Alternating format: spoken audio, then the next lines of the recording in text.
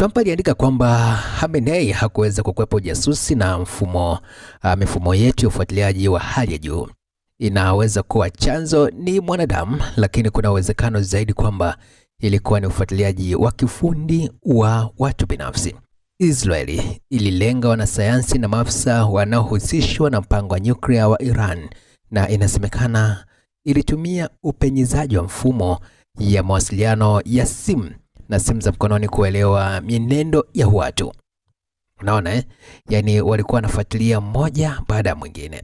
Iran haikujua kwamba kiongozi huyo yuko kwenye macho ya maadui zake, na hivyo kushindwa kutambua na kushughulikia udhaifu huu katika miezi ya hivi karibuni pia kunaonesha aidha kushindwa kwa kiasi kikubwa katika usalama wa Iran kukabiliana na ujasusi, au uwezo wa Israeli na Marekani kuendelea kurekebisha mbinu zao za kutafuta njia mpya za kufuatilia.